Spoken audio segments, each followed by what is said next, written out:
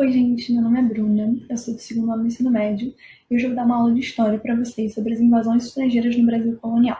São 3 invasões, 2 francesas e uma holandesa, e no final eu vou entrar um pouquinho em insurreição pernambucana para vocês entenderem como se deu, de fato, a expulsão dos holandeses do Brasil.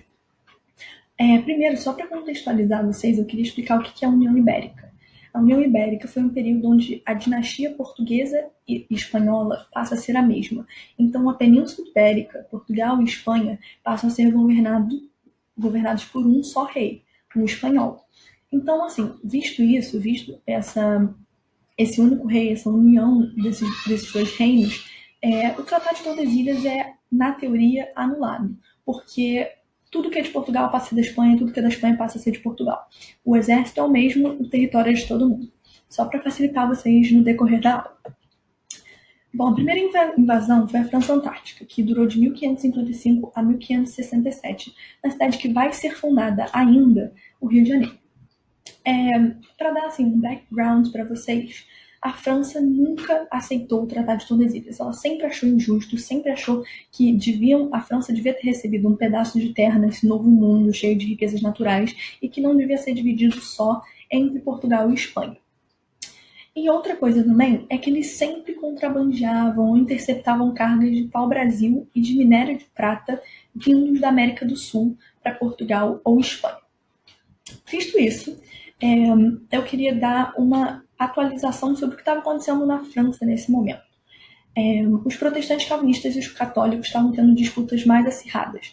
Essa não harmonia deles, que já vem de um passado histórico, se acirra mais agora, porque os católicos começam a matar protestantes no meio da rua. E a França, com uma população de 60% católicos e 40% protestantes calvinistas, começam a ter problemas no meio da rua, os católicos matando protestantes. E aí Coligny, que é um chefe militar e uma pessoa muito próxima do rei Henrique II, que é o rei da França na época, dá a brilhante ideia deles fazerem uma colônia francesa nesse território novo, na América do Sul, para poder mandar esses protestantes calvinistas. E é exatamente isso que acontece. Os huguenotes, que são os protestantes calvinistas, vêm para essa nova terra formar uma colônia. E por que o rei Henrique II deixa isso acontecer?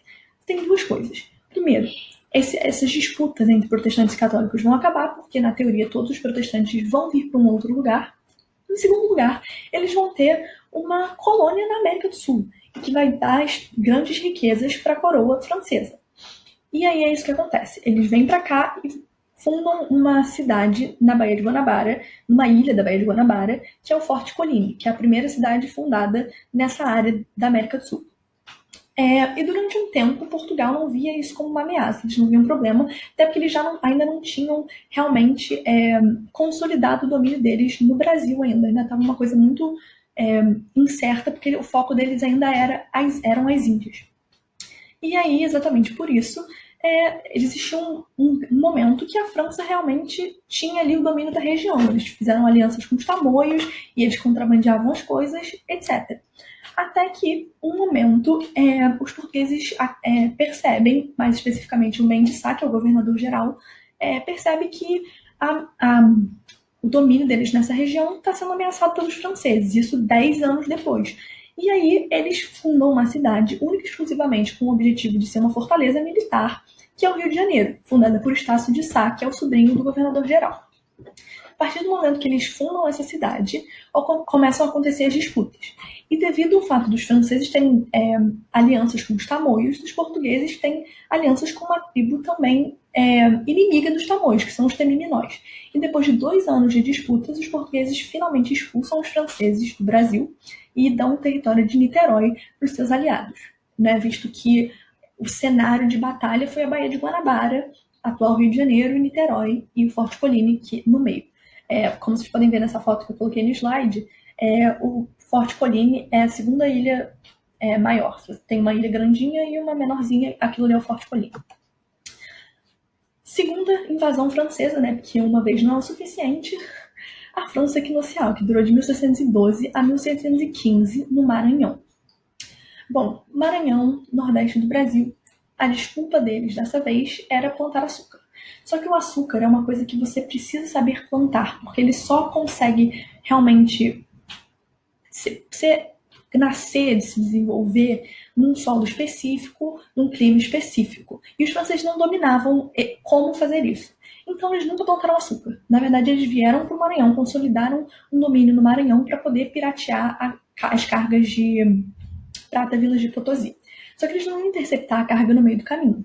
Eles descobriram que os espanhóis acumulavam essa prata de Potosí no Panamá durante um ano, para depois poder mandar ela para a Espanha. E é isso que os franceses tentam fazer, interceptar essa carga do Panamá, indo para a Espanha ou no próprio Panamá. Isso num período de União Ibérica. E aí, ainda em União Ibérica, os espanhóis realmente conseguem reconquistar o Panamá e os franceses fundam a atual Guiana Francesa. Para vocês terem uma noção, Potosí era até então a maior mina conhecida no mundo. E ela ficava no Peru, numa área, em teoria, com o Tratado de Tordesilhas valendo de domínio espanhol. Mas, como nesse período a União Ibérica ainda estava consolidada, era um território que tinha tanto portugueses quanto os espanhóis, e essa colônia francesa no Maranhão tinha como objetivo interceptar essa carga, que era acumulada no Panamá especificamente por um ano. E por que a coroa francesa deixava isso acontecer? 20% de tudo que o corsário rouba. O que é o corsário? O corsário é o pirata principal que de fato vai roubar a carga. 20% de tudo que ele rouba vai para o rei. Então, para o rei francês, tanto fazia se ele ia realmente para lá, ia piratear o que ele quisesse piratear, se para ele o tesouro dele ia enriquecer. Então, para ele estava tudo bem. E aí, como eu já disse, ainda em União Ibérica, os espanhóis reconquistam o Panamá, os franceses são expulsos do Panamá e eles fundam a atual Guiana Francesa. E aí, a principal invasão estrangeira no Brasil colonial é a Nova Holanda, que durou de 1630 a 1654, no nordeste do Brasil. Agora, um contexto pré-União Ibérica, ou seja, antes de 1580. A Holanda era o maior centro comercial da Europa, porque a Holanda era formada por bancos. Então, todos os reinos que não tinham dinheiro tinham dívidas de empréstimos com a Holanda, inclusive Portugal. E a Holanda começa a ter grande interesse em ser inserida na indústria açucareira, no comércio de açúcar, que é o monopólio português no Brasil. Só que existe uma lei portuguesa que só portugueses podem ter terras no Brasil, ou seja, a Holanda não poderia ser concedido um pedaço de terra ou uma indústria num pedaço de terra brasileiro, porque isso era proibido. Então, os portugueses abrem mão de um lucro futuro, um lucro maior, que é o açúcar refinado, e passa a vender o açúcar bruto por um preço mais em conta diretamente para a Holanda, que transporta esse açúcar para a Europa e refina e vende do preço que eles quiserem. E aí começa 1580, que é o início da União Ibérica, e esse acordo chega a um fim, porque a Espanha não vai assumir dívida de Portugal, e porque a Holanda e a Espanha são grandes rivais, porque a Holanda já foi um território espanhol. Então, a Holanda não ia perder um monopólio de açúcar tão precioso para o que já foi um território dela. Eles achavam isso inaceitável.